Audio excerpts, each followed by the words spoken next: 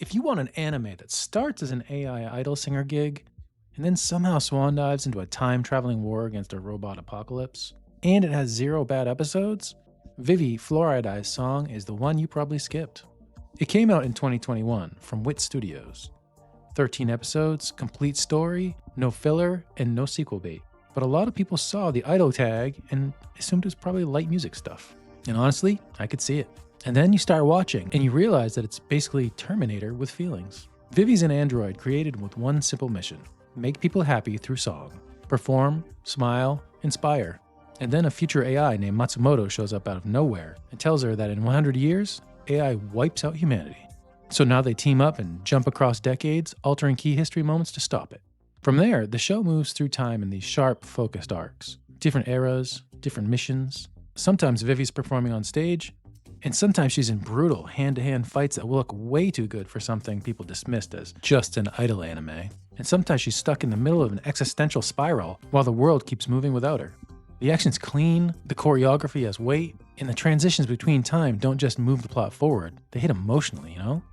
And then there's the music. Early on, her songs are bright and hopeful, exactly what you'd think from an AI built to smile and sing. But as the timeline continues and stakes get heavier, the music changes with her. It gets quieter, more reflective. Sometimes it sounds almost tired.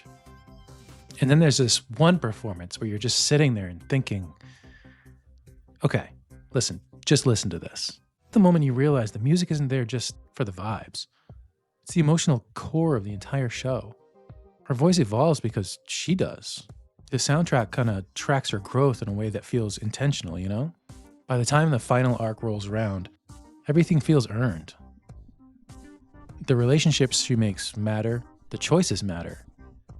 Even the quiet scenes carry a lot of weight. And when it ends, it actually ends. There's no dangling threads, no setup for a season that may or may not happen, just a complete contained story that knew exactly what it wanted to say. The only downside is finishing the whole show and realizing you don't get any more.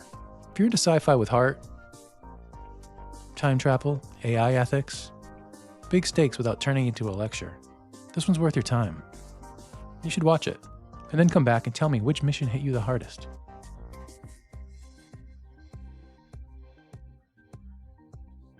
And if you want more quick spotlights on anime that I think deserved a louder applause, you know what to do. Hit that like button, hit the subscribe button, and I'll see you in the next one.